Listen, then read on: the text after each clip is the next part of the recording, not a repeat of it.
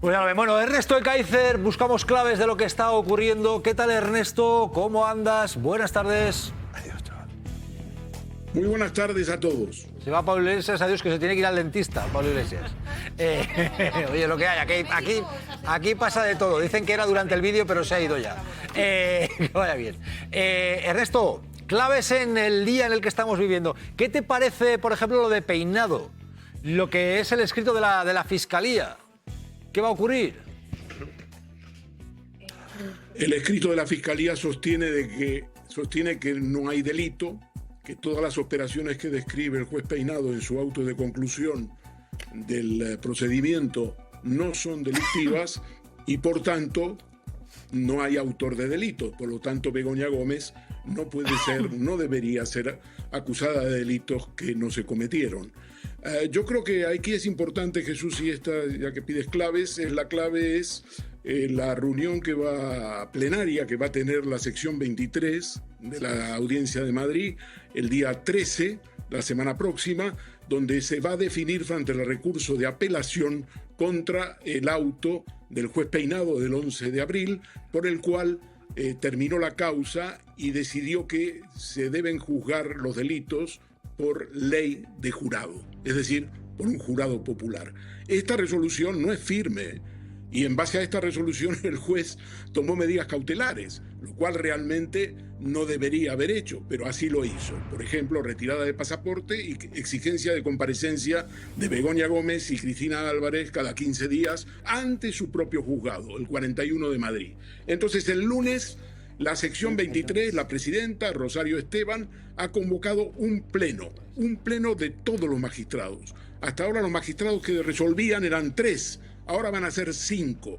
Y entre ellos hay un magistrado que simplemente quería apuntar, no tengo ningún cuestionamiento técnico de su valía, por supuesto, pero se llama Jesús Gómez Angulo y Rodríguez, y claro, él está rodeado de familiares que están vinculados al PP.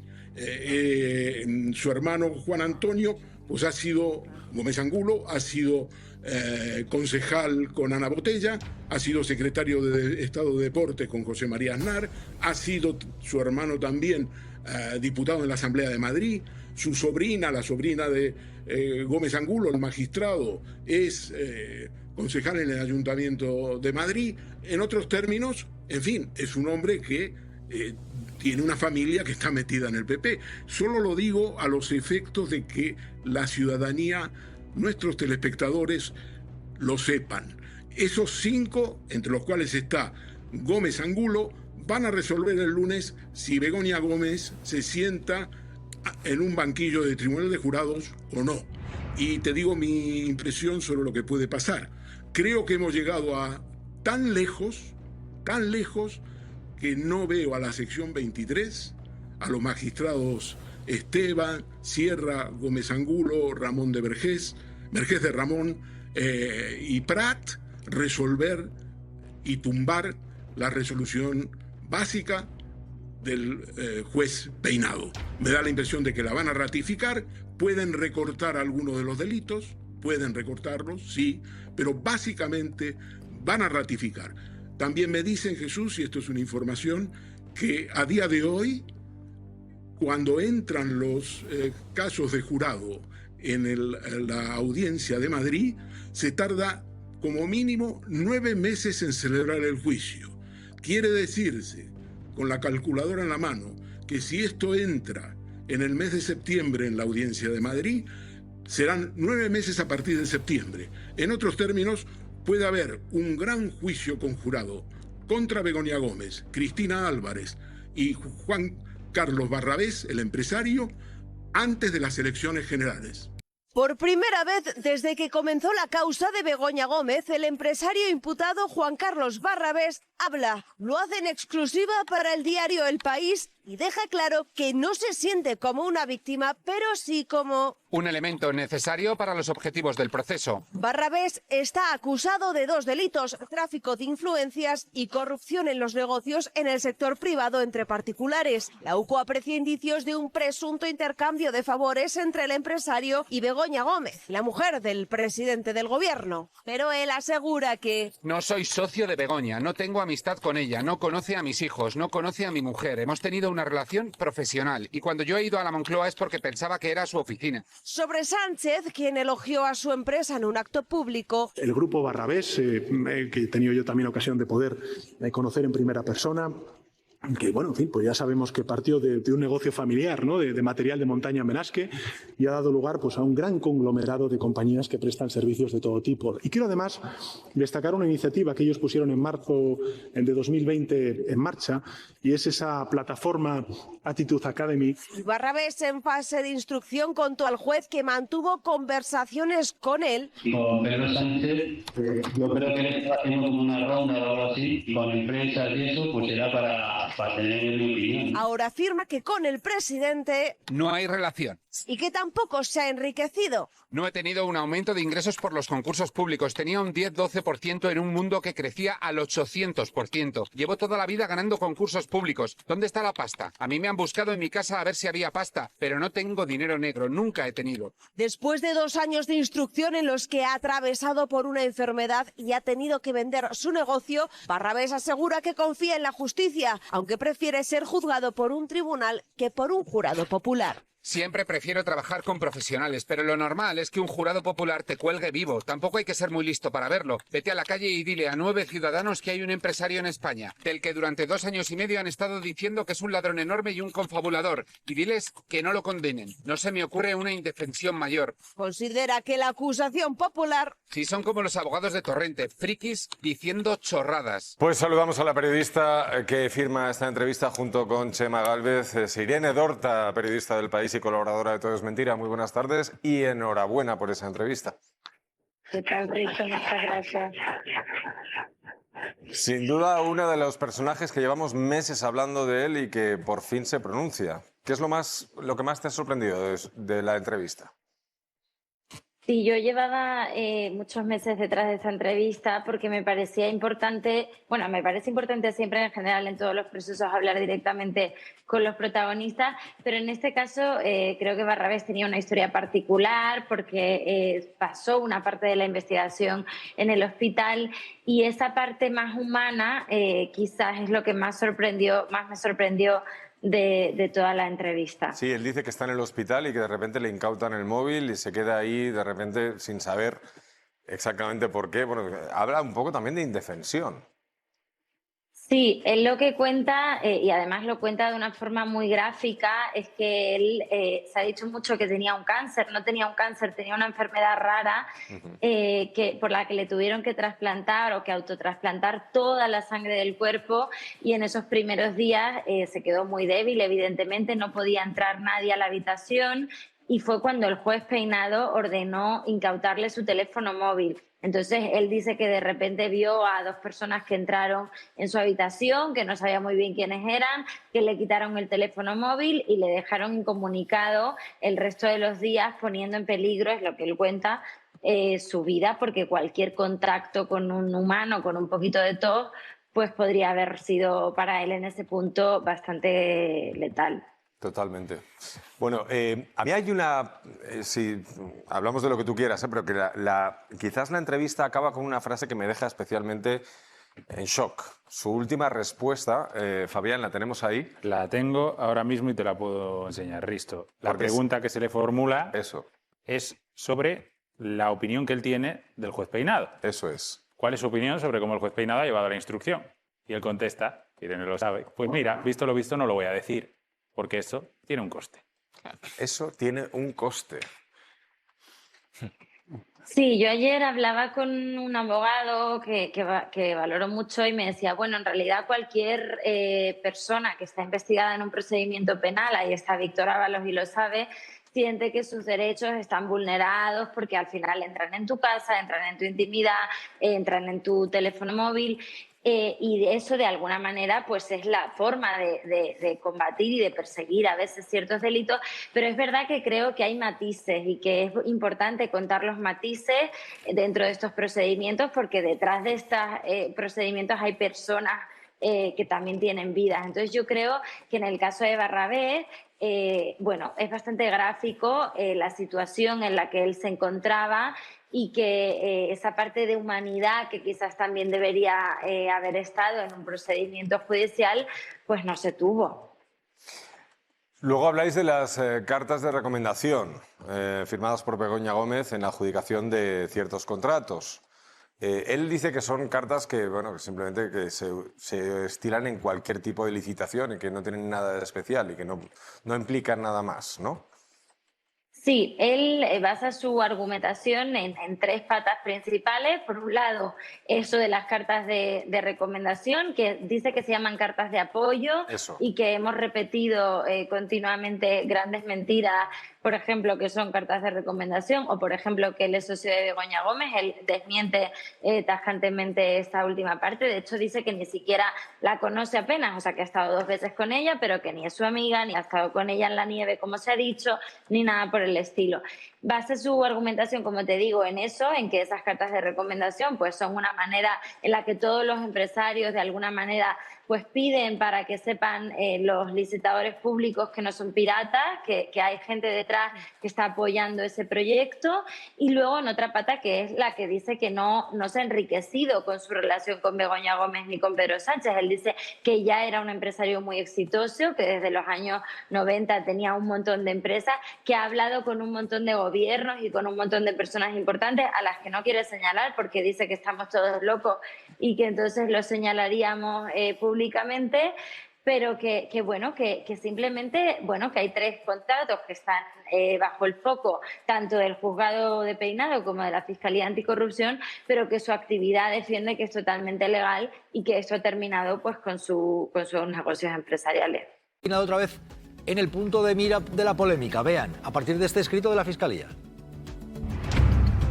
Una confabulación, escaso rigor y mesura, injusta. Son las duras conclusiones de la Fiscalía sobre la decisión del juez Peinado de retirarle el pasaporte a Begoña Gómez, una medida que han recurrido. Nos parece una evidentemente medida innecesaria, injustificada, inmotivada, desproporcionada y contraria a los fines propios de la ley. En otro escrito al que ha tenido acceso Malas Lenguas, el Ministerio Público pide la absolución de la mujer del presidente y del resto de investigados. Ni María Begoña Gómez, ni María Cristina Álvarez, ni Juan Carlos Barrabés obtuvieron remuneración o beneficio. Habiendo percibido, según el fiscal, 0 euros tanto de la cátedra que codirigía como de la creación del software, concluyendo que no hay indicios de delito. Sin delito, no hay autor. Un recurso que carga contra la polémica instrucción del juez Peinado. Mi mujer y yo sabemos que esta campaña de descrédito no parará. Quien ha llegado a incluir en sus autos comparaciones con regímenes absolutistas, hasta errores que daban por muerta a la propia Begoña Gómez. La última fue en el tanatorio por la muerte de la señora Begoña Gómez. También ha sido el primer magistrado en tomar declaración a un presidente en el Palacio de la Moncloa, donde también tuvo un cara a cara con el ministro de Justicia. Sobre esa instrucción ha avergonzado a muchos jueces y magistrados. Una instrucción llena de decisiones que la Fiscalía considera carentes de lógica y racionalidad, sin mayor justificación. Lo que ha contestado Juan Carlos Peinado, que lo dejó escrito antes de irse de vacaciones, pero lo hemos conocido hoy, mandó a la Audiencia Provincial un escrito justificando por qué le había quitado el pasaporte a la mujer del presidente del gobierno. Y en ese escrito, Peinado dice que no quiso ofender a los escoltas de Begoña Gómez cuando dijo que quizá esos policías que lo rodeaban todo el día podían ayudar a Begoña Gómez a huir de la justicia. Dice Peinado, era una hipótesis, no quise ofender a nadie. Pero dice, claro que hay personas dentro de la policía que no cumplen adecuadamente con sus obligaciones, porque si no, no existiría la Unidad de Asuntos Internos. Bueno, esto, como argumento, es inapelable. Esto. Bueno, me sorprende porque Peinado está preocupado, parece ser, por la ofensa a la policía, porque es verdad que todos los sindicatos policiales mayoritarios reaccionaron, ¿no? ¿Cómo vamos a ayudar a un imputado, un investigado a marcharse, ¿no? Pero sigue sin justificar demasiado por qué Begoña Gómez se podría fugar, ¿no? En España, a día de hoy, hay miles de personas investigadas con juicios pendientes, mucho más graves incluso que este, y a la gente a la que se le retira el pasaporte es una minoría, porque es una medida lesiva contra la libertad de movimientos, ¿no? para que se te retire el pasaporte tienen que concurrir algunos motivos. Por ejemplo, gente que tiene muchísimo dinero fuera, o que tiene familiares fuera, o que no tiene ningún arraigo en España.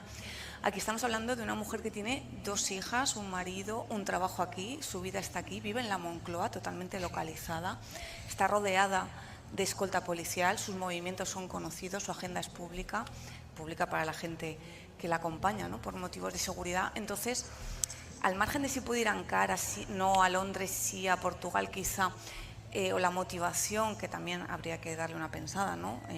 Cómo un juez se mete a decidir si es más importante una graduación de tu hija que una representatividad institucional, ¿no? No sé, en el termómetro de importancia me parece muy valorativo, ¿no?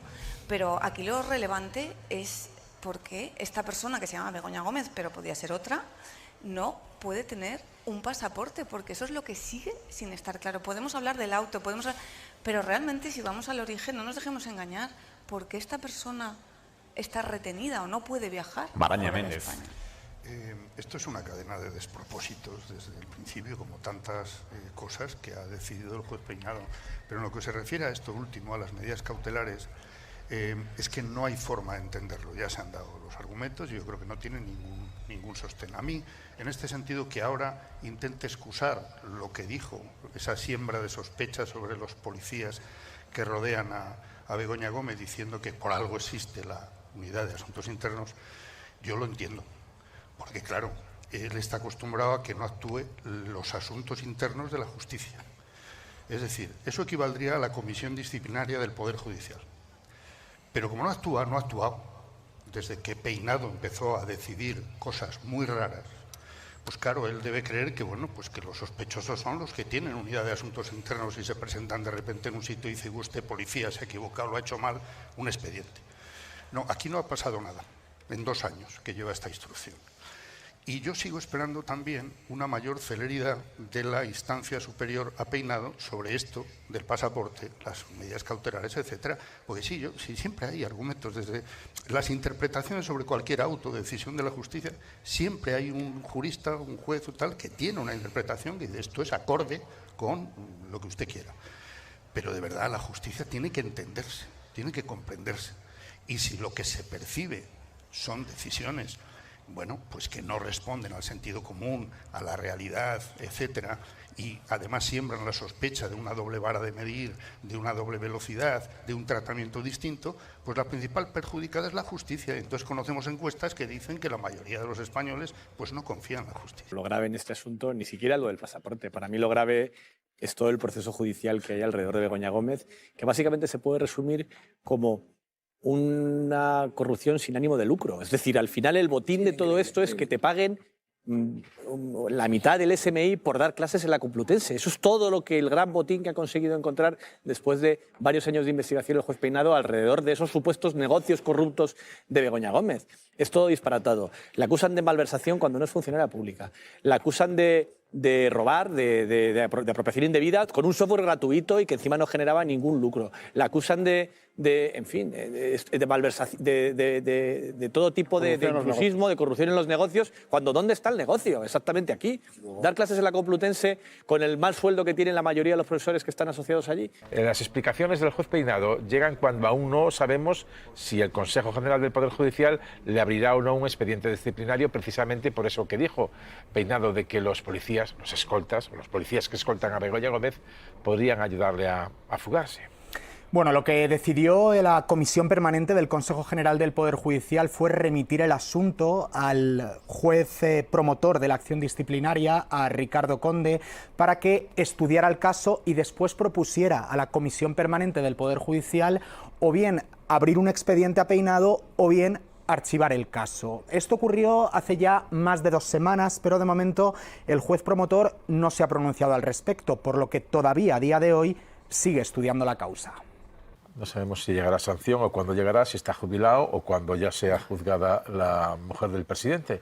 Chema, de todo este caso, de todas las variables que han comentado Estefanía, Irene, del juez Peinado, sus resoluciones, lo que afecta a la mujer del presidente del gobierno, lo que afecta a ese órgano del Consejo General del Poder Judicial que es el capacitado para sancionar el hecho de que el propio juez diga no me quise meter con la policía, pero si existe la unidad de asuntos internos es que hay policías que no hacen bien su trabajo, o eso dejo entender. ¿Qué reflexión sacas? Bueno, pues esto de que la justicia emana del pueblo, pues es una definición constitucional correcta, que se expresa a través de las Cortes Generales, de las que emanan el resto de los poderes, ¿no? El Poder Judicial emana relativamente del Legislativo, una parte, sí, los órganos de gobierno, pero ahí hay un debate permanente. Ahora, que las resoluciones judiciales y las sentencias judiciales deben estar debidamente motivadas, ese es un precepto constitucional básico, para evitar la libre discrecionalidad. Siempre queda sin respuesta la pregunta, dice, bueno, y cuando hay incumplimientos flagrantes, ¿quién determina si esos incumplimientos realmente se han producido, si son flagrantes o incluso delictivos? Pues claro, son los propios jueces, y entonces nos vamos al aforismo latino, mítico ya, del qui custode custodes, quién vigila al vigilante, y en esas estamos.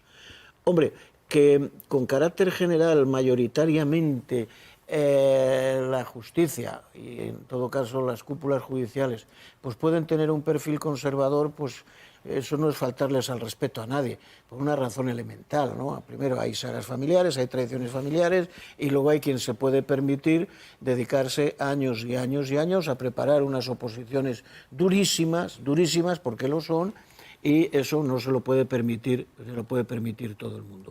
Y luego está, pues en fin, que los jueces que tienen capacidad para interpretarlo todo, pues interpretan en principio según su leal saber y entender, pero también tienen sus propias sensibilidades. Y hay jueces que no renuncian al estrellato, al protagonismo por unas determinadas circunstancias. Y hay jueces también que son extremadamente sensibles pues a unas formaciones políticas o sencillamente al que mandan. No estoy diciendo con esto que eso les lleve a prevaricar o a cometer irregularidades. Y en el caso concreto, por no hablar de todos los demás, del señor Peinado, bueno, pues este hombre ha dicho que se va a dar la alegría de su vida antes de jubilarse, porque cualquier sanción que se le pueda proponer o plantear ya le pilla lejos.